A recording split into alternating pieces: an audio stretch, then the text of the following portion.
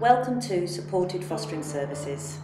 We are pleased that you are considering us and have made this DVD to provide you with an idea of the friendly, professional and welcoming environment that is always there for you as an SFS foster carer.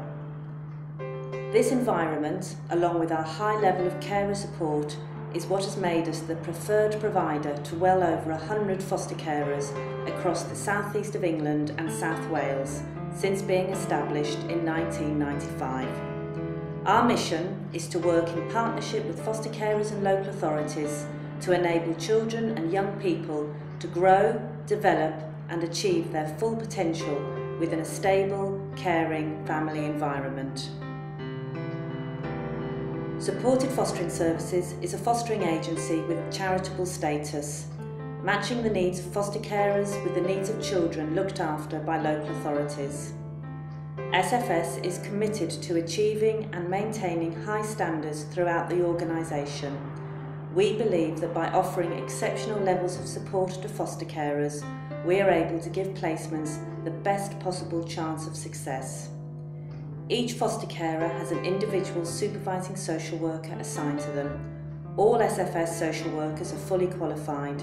Each worker has no more than 10 families to support, so they have plenty of time to offer you all the help and advice you want.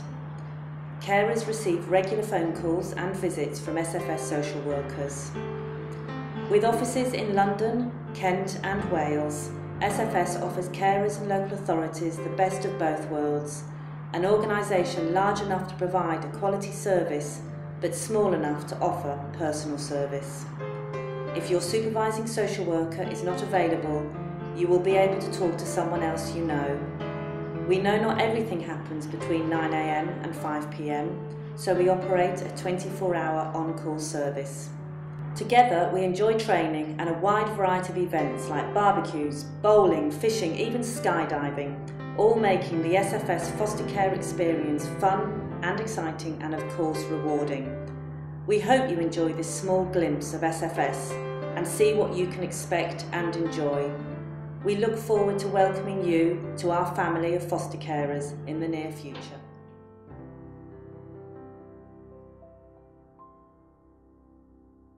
I mean, at the time it can be stressful, you know, but you look back and, oh, I mean, we have had some laughs, you know, with these children. You know, I've opened the back door and I've got soaked with the hose, you know, one of them's turned the on. I've gone to say, oh, don't do that, and, you know, covered in water. Because when they first brought him in, he looked at me and I saw him squinting at me. And he said, you look like the woman in Doctor Who. And I thought, well, that's good. I don't know who it was, but I look like her apparently, so he was quite fascinated with that. Yeah. So we have a show most evenings, don't we? Yeah. And then our little boy is a magician, learning to be a magician, so he puts on a show as well, which we have to pay for. It costs 10p each. 10p to see the show. And we can't put the show until we paid. And even his little sister has to pay. Oh, yeah, we all have to pay. She does assist him, but she still has to pay. I was absolutely adamant that there was no way I was going to be a foster carer. It was Karen that wanted to do the fostering, and but I agreed to go along and have a look and see what it was all about. And I've got to say that it was so well presented, it was so well put over that I had this sort of, I was then swayed like 75, 25, 4, but we went along to the training weekend and heard some harrowing stories about children that were in care, and I think it was that then that made me think, yeah, we give it a try, because we have got something that we can give back to children. We've got something that we can do, you know, that maybe we can put a little bit back in society, put back in for the kids, and I think that's why we started fostering.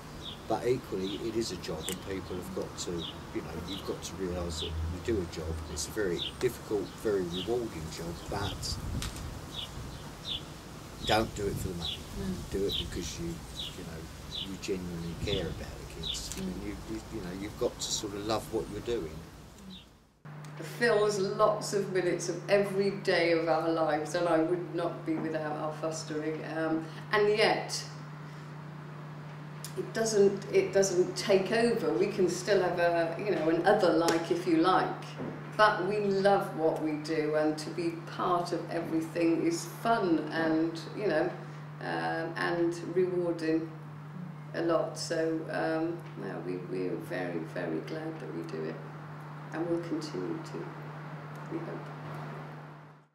I think it's really quite it's quite self-actualizing that you can actually open your own to someone who is scared, worried and anxious, and let them feel at home and cared for and safe, and who you can have fun with.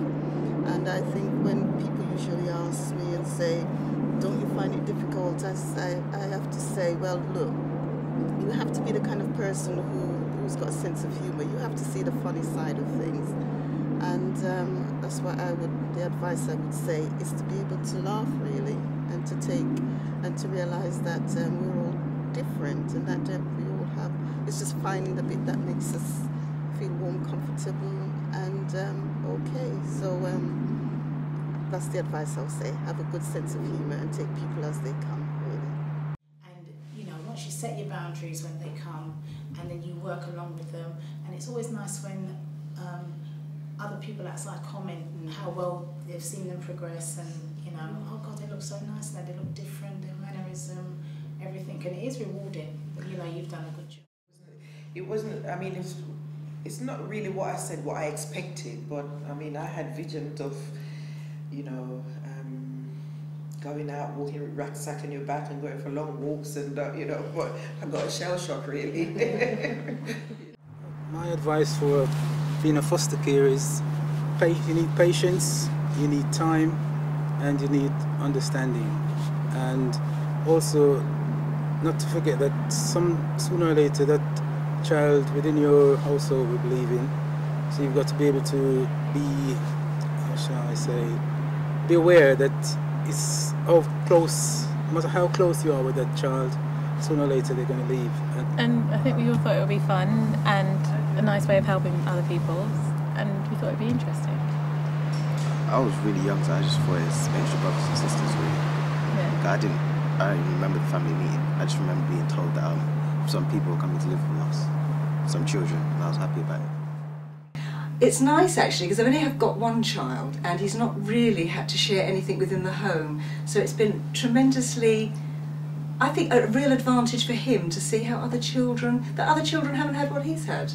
And he's been a good role model for them, and he's become more understanding of the difficulties in life because of it. Fine. It's always best that you have some kind of rapport with the parents, because at the end of the day you have to work with them. To enable the placement to work, you have to work with the parents. So. But for me, SFS, it's the people. It's, they're all so nice, and you ask them a question, they'll give you the answer. You want the support, it's there. I don't know what any other agency is like, but I've always felt totally comfortable and confident that they're there for me. I think that makes a huge difference. As I say, in the middle of the night, if you want to ring someone and you can, that's a big plus. As we phoned up out of hours, we've always had good response. And not only is it done in a professional way, but it's done in a family-friendly way. It's almost as if we're all working together. It's not.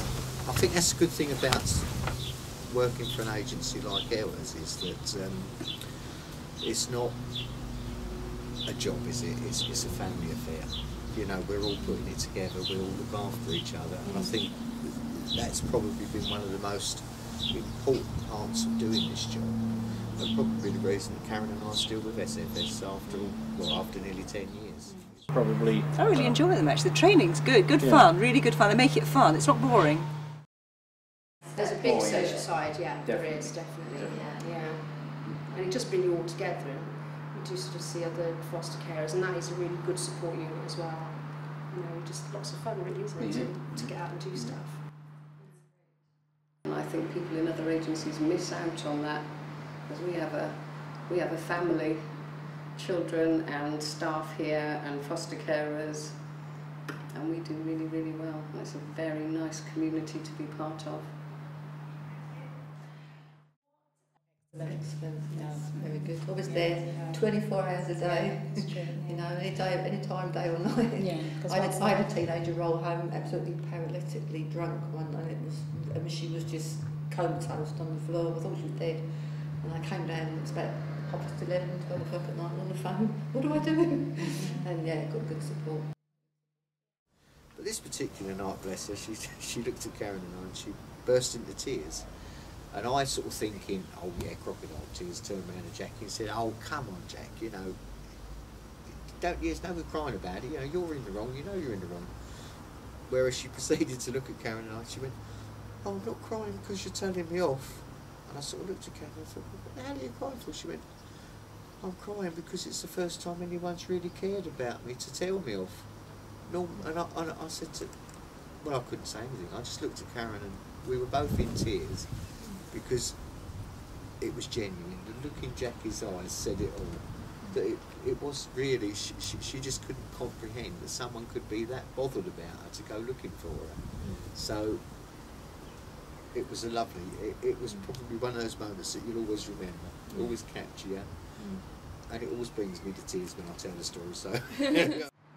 I do. I have a young man who is just 12 years old, who is severely and classically autistic, non-verbal, and he's been with me now for just over 2 years. He only came for a short while initially, but he seems to have got stuck with us, as happens in fostering, I think, and he seems to have come along very well. We're all really proud of him. He works well with my son, and they play nicely together, and they've learned things from each other.